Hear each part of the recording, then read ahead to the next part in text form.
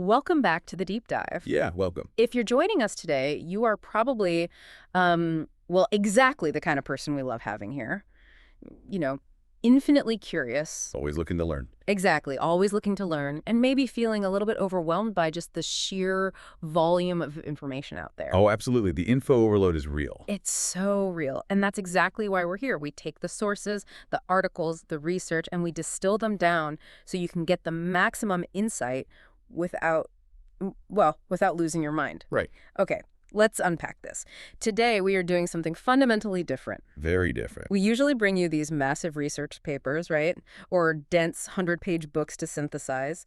But today, the source material sitting on the desk between us is incredibly brief. It's microscopic. It really is. It's essentially a promotional excerpt, a tiny fragment of an article from Diamond Online published via the Smart News app.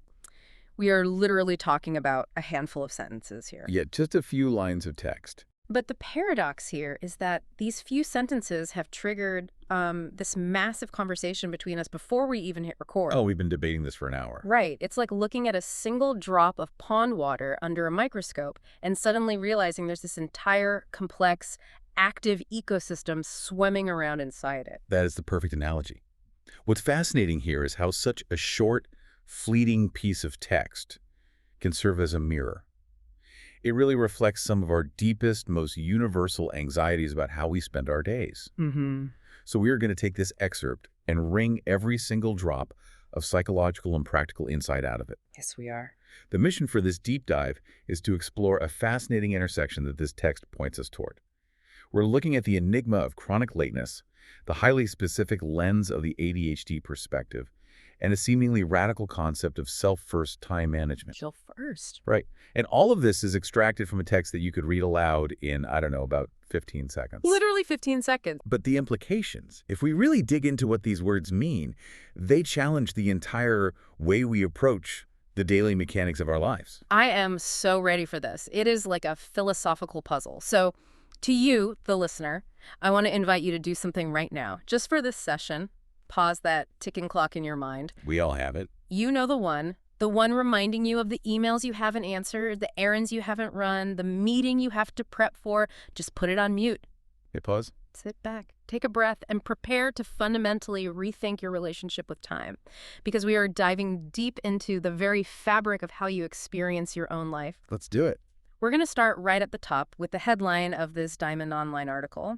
The title asks a question that feels so common, but it has this heavy, heavy psychological weight to it. That really does. The headline asks, why are the people who are late always the same? Right. Now, this text presents this not as a clinical question, but as a universally acknowledged truth of the human experience. We all know this pattern. We've all lived it. You, listening right now, you immediately pictured someone. Oh, yeah, a name just popped into your head. Exactly. But I want to pose a genuine question to you about this because this text frames it as a given. Why do we instantly personalize someone else's lateness? That is the question. Why is it that when someone keeps us waiting, our brains immediately jump to the conclusion that they are doing it to us? That is the crucial starting point for unpacking this headline. Yeah. I mean, humanity is obsessed with patterns. When we see a pattern, our brains immediately seek a cause. Because uncertainty is uncomfortable. Exactly. Uncertainty feels like a threat. But historically, society has been very quick to assign a moral cause to this specific pattern. A moral cause. Yes. We tend to view chronic lateness as a character flaw. The person waiting starts to build a narrative in their head. Right. They're sitting there fuming. They think, this person does not respect my time. They think their time is more valuable than mine. They're selfish. We personalize it because we view time as a currency. If someone is wasting your time, it feels identical to them stealing your money. It really does feel like theft. The social contract dictates that we agree upon a time, and adhering to that time is the baseline indicator of mutual respect. So when the people who are late are always the same, society labels them as chronic violators of that social contract. Oh, wait, let me play devil's advocate here for a second. Go for it. Isn't it a moral failing, at least on some level? Yes. I mean, if someone is always late, aren't they, through their actions, functionally saying that their schedule matters more? From the outside, it certainly looks that way. Right. Think about the person sitting at the diner waiting. Their coffee is getting cold. They're checking their watch. They could have spent those 20 minutes doing something productive or resting. The person who is late has taken that agency away from them. It is really hard not to view that as just plain rude. It is entirely understandable why it feels rude. Yeah. And in terms of the outcome, the impact on the person waiting is exactly as you described. They lose time. Yeah. But where this text becomes revolutionary is how it shifts the focus from the outcome of the behavior to the mechanism driving the behavior. The mechanism. Right. This is where we look at the second half of that fascinating headline. The text tells us that it's going to provide, quote, the convincing answer an ADHD person arrived at. Okay, yes. Now let's pause and really analyze the significance of that phrasing. The text is not offering the convincing answer a behavioral psychologist arrived at. Or a productivity guru. Exactly, or a corporate productivity coach. It specifically elevates the lived experience. It's looking to the actual person experiencing attention deficit hyperactivity disorder to provide the answer. I love that. It separates the intent from that outcome. The outcome might be that you're left waiting at the diner, but the intent, according to this perspective, has absolutely nothing to do with a lack of respect for you. It's the observer versus the experiencer. Proceed. It is one thing to sit on the outside with a stopwatch and judge the behavior. It is an entirely different universe to be the person who literally perceives time differently. Radically differently. But I want to ask you to explain that ADHD aspect a bit more clearly for the listener. I hear terms thrown around online a lot, but what is actually happening there? Sure. What makes their answer different? And what does it mean that this answer is convincing? Because that word implies that there are plenty of unconvincing answers out there. Oh, there are decades of unconvincing answers out there. That is a great question, and we really need to clarify those terms to understand why standard advice fails so spectacularly. Okay. When we talk about an ADHD brain in the context of time, we're often talking about two specific hurdles. The first is executive dysfunction. Executive dysfunction. Think of your brain as a major corporation. The executive function is the CEO. It's the management system responsible for organizing, planning, breaking down large projects into smaller steps, and actually initiating the tasks. That's the part that gets you off the couch. Exactly. In an ADHD brain, that CEO is either out of the office or easily distracted by a completely different department. Right. The second concept is time blindness. I've heard this term. This is the inability to naturally sense the passing of time. A neurotypical person might sit down to read a book and naturally feel when roughly 30 minutes have passed. They just have an internal clock. Right. A person with time blindness doesn't have that internal metronome. 5 minutes and 5 hours can feel remarkably similar when they're deeply engaged in something, or, conversely, when they're entirely unengaged. So it's like living in a world where there are only two times, now and not now? Yes, exactly that. If something is happening now, it commands complete attention. If it's happening not now, it effectively doesn't exist until it suddenly crosses the threshold into now. At which point, it is usually an absolute crisis. An emergency. Wow. So let's connect that back to the word convincing in the text. Right, the convincing answer. For decades, the standard advice for chronic lateness has been what we would call neurotypical advice. Just buy a daily planner. Just set an alarm. Just leave your house 15 minutes earlier. Right. To a neurotypical brain, this is a convincing answer. It solves the basic math equation of getting from point A to point B. It makes logical sense. But if you have executive dysfunction and time blindness, telling you to just set an alarm is like telling someone without glasses to just squint harder. Oh, man, that's a great way to put it. It entirely misunderstands the mechanics of the problem. If your brain's CEO isn't prioritizing the steps to get out the door, and your internal clock cannot feel the difference between 10 minutes and 40 minutes, a paper planner is not going to fix the root issue. Which means standard productivity advice is essentially gaslighting them. Pretty much. It's telling them a solution works when, for their specific neurological reality, it absolutely doesn't. Right. So when this source text promises the convincing answer that an ADHD person arrived at, it's promising an answer that has been battle-tested. It implies that this person had to strip away all the societal moralizing, the "you're just lazy" or "you don't care" comments, and hack their way to a deeper, truer understanding of how time actually functions. And this raises an incredibly important point for the listener, regardless of whether they have ADHD or not. Sometimes, studying the extreme margins of a human experience reveals the underlying flaws that govern the center. Oh, that's profound. If standard time management doesn't work for a brain that operates fundamentally differently, Perhaps standard time management is actually flawed at its core. I see where you're going with this. Perhaps it's built on a false premise of humans as perfectly rational, mechanistic clocks, rather than organic, highly variable creatures. The text is suggesting that the ADHD perspective might just hold the key to unlocking a better understanding of time for all of us. Okay, let's unpack this. Here's where it gets really interesting. Because the text doesn't waste any time getting to the emotional core of this. It really dives right in. The very first line of the excerpt reads, "To you, who realizes a day passes by in a flash." Yeah. Just let that phrase sit in the room for a second. The author isn't addressing an abstract theoretical audience. They are pointing directly at you, the listener. They're pointing right at your chest. Exactly. They are invoking a highly specific, deeply uncomfortable feeling. We need to talk about what that feeling actually is. We do. It is that sudden, sinking, hollow sensation you get at 9 p.m. on a Tuesday. You are sitting on the couch, the TV is humming in the background, you look at the clock, and you suddenly realize the entire day is over. And it's gone. And you ask yourself, what did I actually do today? It is a universal modern experience, Yeah. and it is deeply unsettling. It is, because you were busy all day. You answered emails, you commuted, you did the laundry, you moved spreadsheet cells from one column to another. You did a lot of things. You were in constant motion from the second your alarm went off, but you didn't do anything memorable. Right. You didn't read that book you bought 3 months ago. You didn't work on that personal project. You didn't have a meaningful conversation. The day just evaporated. It vanished. It passed by in a literal flash. Why does that happen? Why do some days feel like they last a month and other days just vanish without a trace? The text is tapping into the psychology of human memory and routine here.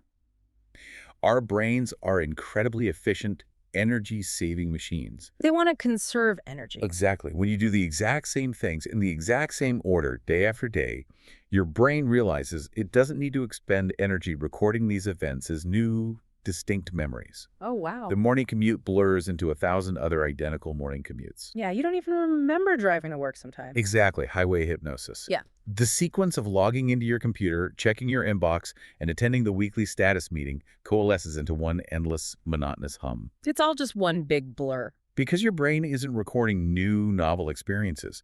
When you look back at the day at 9 p.m., there are no milestones. There's nothing there to anchor your perception of time. Therefore, the day feels like it happened in a flash.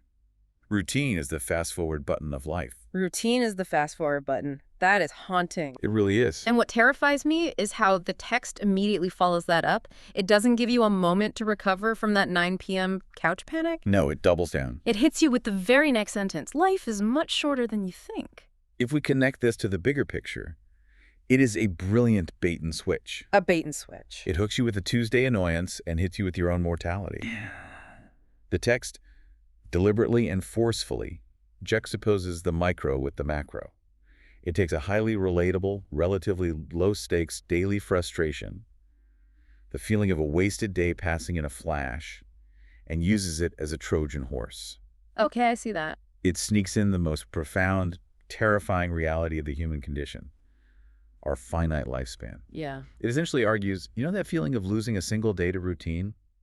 Multiply that by the number of days you have left, and that is how you lose your entire life. That's heavy. It's using the daily experience of lost time as a blaring alarm clock for your eventual demise. But why use this tactic? I want to push on this. Why not just give productivity tips? Most time management blurbs are very cheerful. Very upbeat. They say, here are 3 ways to organize your calendar so you can leave the office early. They are positive. Right. This text completely bypasses the corporate utility of time management and goes straight for existential dread. Why are we so bad at perceiving the length of our lives that we need this kind of shock therapy? We need the shock therapy because human beings are notoriously terrible at conceptualizing long-term horizons, particularly when it comes to our own mortality. We don't want to think about it. We operate on a cognitive bias that assumes an endless supply of tomorrows. When you're 20, 80 feels like a fictional number. Totally. When you're 40, retirement feels like an abstract concept happening to a completely different person. This cognitive bias protects us from paralyzing existential fear on a daily basis, but it also lulls us into complacency. We just drift along. We constantly defer our actual desires. We think, I will write that book when things slow down. Oh, I've said that. I will focus on my health after this big project at work is finished. But the text is forcefully reminding us that things never actually slow down. Never. The current state of friction and busyness is the permanent state of modern life. If you don't violently interrupt the routine will consume the remainder of your timeline. The text uses blunt force because polite advice doesn't break cognitive biases. It's shaking you by the shoulders. Exactly. It's asking the reader to stop viewing their life as a collection of endless tomorrows and start viewing it as a rapidly depleting bank account of today's. A depleting bank account. I like that. Which perfectly sets up the proposed cure. The excerpt isn't just trying to induce a panic attack, it's pointing to a solution. Right. And it introduces this book. The title is Because Life Passes Before You Notice, Time Management to Live Putting Yourself First by Chris Guillebeau. Yes. Okay, let's examine this. The text is making a very bold claim here. It is suggesting that the antidote to the dread of a fleeting life is this concept of self-first time management. Putting yourself first. Now, I have to play devil's advocate again here. Please do. Isn't this just a fancy rebrand of pure selfishness? Well, If every single person listening to this decides to adopt self-first time management tomorrow, doesn't society just break down? that's the immediate fear. If everyone ignores their boss, ignores their family's needs, and just focuses on their own desires, we just have a society of narcissistic individuals entirely ignoring their responsibilities. That is the ingrained societal pushback to this concept. And it's a valid concern if we misinterpret what self-first actually means in this context. Right. We are deeply socialized from a very young age to be others first. Think about the behavioral messaging we receive from childhood. Be accommodating. Share your toys, be a team player, go the extra mile for the company, put your family's needs entirely before your own. Follow the R. All of these are framed as moral virtues. Mm. And to a certain extent, they are necessary for social cohesion. But the text is targeting what happens when others first becomes the default, unquestioned operational mode of your entire existence. Right, the extreme end of the spectrum. Exactly. When you operate purely on an others first basis, your own goals, your desires, and your fundamental needs get permanently relegated to the bottom of the to-do list. They just keep getting pushed back. And the reality of the modern world is that the list of external demands is infinite. Infinite. Your boss will always have another task. Your inbox will always have another request. The social obligations will never end. If you wait until all the external demands are satisfied before you allocate time to yourself, you will never, ever reach your own goals. Because the list never ends. Your time is finite. The world's demands are infinite. So, in the context of the text logic, self-first is not about malice or narcissism. It's about capacity and self-preservation. I see. So it's not saying ignore your children or insult your coworkers. No, not at all. It's saying that if you don't proactively carve out your piece of the pie first, the world will happily eat the entire pie. Precisely. Self-first time management, as positioned against the warning that life is much shorter than you think, is an argument for proactive allocation. Proactive allocation. It means taking your highest quality attention, your peak energy hours, and giving them to the things that move your life forward before the demands of the world can siphon it away. Giving yourself the best parts of your day. It might mean waking up an hour earlier to focus on your health, or dedicating the first 30 minutes of your workday to deep strategic thinking, instead of immediately opening your email and letting other people's emergencies dictate the trajectory of your day. Being on the defensive from minute one. Right. It is a radical reclaiming of agency. It's recognizing that if you let other people spend your most precious, unrenewable resource, you will reach the end of your life and realize you spent the whole time building someone else's priorities. That makes a lot of sense. It is the difference between being selfish and being self-protective. Exactly. And what I find so interesting is looking at the chain of people involved in bringing this specific radical idea to the listener. Yes, the collaborators. The source text explicitly gives us the credits. We have the original author, Chris Guillebeau. Then we have the translator, Osamu Kojima. Then it's compiled and edited by the Diamond Ink book editorial department, specifically mentioning Risa Sato. It is a whole collaborative chain of human beings. It is a fascinating journey of an idea, and it highlights the universal nature of this problem. You have the original author conceptualizing this framework, but then it has to be translated. Right. And translation isn't just about swapping words from a dictionary. It's about translating the cultural resonance of the idea. It has to make sense emotionally. The fact that a major publishing editorial department looked at this concept, the anxiety of the fast-passing day, the brevity of life, and the necessity of self-first time management, and decided it was vital enough to package and promote, shows how widespread this pain point is. It's global. This isn't just a niche productivity hack. It is a fundamental human crisis. Across different languages, across different societal structures, people are experiencing this exact same friction.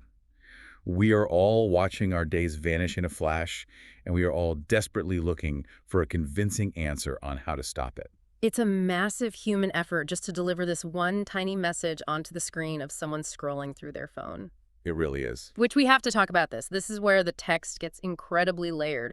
We have to look at the physical, or rather the digital context of this source material. The medium itself. So what does this all mean when we look at the whole picture? The top half of the source material is this soul-searching wake-up call about the terrifying brevity of human life and the desperate need to reclaim your time. Very profound stuff. And then immediately following that, without a single line break, is a wall of digital bureaucracy. This raises an important question about how we consume information today. The contrast is staggering. I want to read this list to the listener so they understand the whiplash here. Right after the text asks how you can live your limited time putting yourself first, we get hit with specific commercial transactions law, telecommunications business law, terms of service, privacy policy, Smart News JP version, copyright 2012 to 2026, Smart News, Inc. Brutal. It's the collision of the human soul crashing headfirst into the terms of service. What does it actually do to a reader's brain to switch from existential dread to legal jargon in a millisecond? It creates profound cognitive dissonance. It highlights the bizarre reality of modern digital consumption. We're desperately seeking urgent, life-altering answers about our finite lifespans, but we're doing it on platforms that are entirely governed by algorithms, telecommunications laws, and user retention metrics. It's so ironic. Let's analyze the friction here. The text is urging you to wake up, to stop letting your life pass in a flash, to take back your time. Right. But where are you reading this text? You're reading it on an app, in this case, Smart News. These platforms are designed by incredibly smart engineers to do exactly one thing. Keep you engaged. Capture and hold your attention. They are optimized to keep you scrolling. They're literally designed to make the minutes and the hours pass by in a flash. The very platform delivering the cure is the disease itself. It's the perfect paradox. Think about the user experience. You open the app to kill 5 minutes while waiting for a train. You get sucked into the infinite scroll. You see this excerpt about how life is too short and you are wasting your time. You read it. You read it. You feel a momentary pang of dread. You think, wow, I really need to put myself first. I need to change my life. And then what do? Your eyes hit the terms of service, the existential moment evaporates, and you swipe to the next article. The algorithm successfully monetizes your brief existential crisis, and the day continues to pass in a flash. Exactly. And this juxtaposition perfectly illustrates why standard time management fails, and why the self-first approach, perhaps informed by the ADHD experience of finding alternative solutions, is so necessary. It all connects. The digital environment we live in is actively hostile to our attention. The telecommunications business law and the terms of service represent the systemic structural forces that govern our screens. They aren't there to help you self-actualize. No, they're complex, opaque, and designed to facilitate commerce, not human flourishing. When you are up against a sophisticated algorithm optimized to harvest your time, simply deciding to try harder to be productive is profoundly insufficient. It's like bringing a knife to a gunfight. You're fighting a structural problem with an individual behavioral tweak. It is an unwinnable battle if you play by their rules. So when the ADHD person arrives at a convincing answer, it's likely because they have lived their entire lives feeling that acute friction with systems that weren't built for them. Yes, they know the default is broken. They already know that the default path leads to failure, so they're forced to build alternative, highly intentional, and often radical systems of self-preservation. Out of pure necessity. Right. For a neurotypical person, the frictionless slide into the digital abyss might feel comfortable. It's easy to just keep scrolling, to keep following the routine, until they wake up years later and wonder where their life went. The boiling frog syndrome. Exactly. The neurodivergent person hits the friction immediately and has to sound the alarm. This text is saying that we should all be listening to that alarm. We need to stop acting like our time is a renewable resource that we can just casually hand over to whoever asks for it. anyone who demands it. Whether that's a demanding boss, a needy acquaintance, or the endless feed of a news app. And implementing that self-first approach requires a fundamental shift in identity, which is why it is so difficult. An identity shift. To live self-first, you have to genuinely believe that yourself is worth prioritizing. You have to believe that your goals, your rest, your creativity, and your peace of mind are more valuable than the fleeting approval you get from being endlessly accommodating to others or the hollow comfort of the endless scroll. You have to value yourself more than the scroll. It requires setting firm boundaries. And we have to be honest with the listener. Setting boundaries is inherently uncomfortable. People don't like it when you set boundary. No, it means you will inevitably disappoint people. If you start prioritizing your own tasks and stop instantly replying to every non-urgent message, someone will feel ignored. Sure. If you decline a social invitation to protect your personal time, someone will be annoyed. The critical question the text forces upon us is this: are you willing to tolerate the temporary discomfort of disappointing others in order to avoid the ultimate permanent discomfort of disappointing yourself at the end of your life? Are you willing to disappoint others to avoid disappointing yourself? That is the true hidden cost of self-first time management. It's a steep cost. And the text argues it's a cost we have to be willing to pay because the alternative is exactly what it warns us about. A life that passes before you even notice you are living it. We took this tiny, fleeting excerpt, just a handful of translated words buried above a privacy policy, and we unpacked an entire philosophy of living. Let's synthesize the core takeaways from this analysis. Let's do it. First, we explored the enigma of chronic lateness. The text challenged us to move away from moral judgment, assuming lateness is just rudeness, and recognize the value of the lived experience. Empathy over judgment. Specifically, it highlighted how the ADHD perspective, dealing with executive dysfunction and time blindness, provides truly convincing answers because it addresses the mechanics of time perception rather than just the behavioral outcome. Right. Second, we confronted the existential time crunch. The text brilliantly connects the micro-frustration of a wasted Tuesday passing in a flash with the terrifying macro-reality that our entire lives are much shorter than we perceive. The shock therapy. This is the cognitive shock therapy needed to break our reliance on routine. Finally, we analyzed the proposed antidote: self-first time management. Putting yourself first. We debated this and reframed it from a selfish impulse into an act of necessary self-preservation.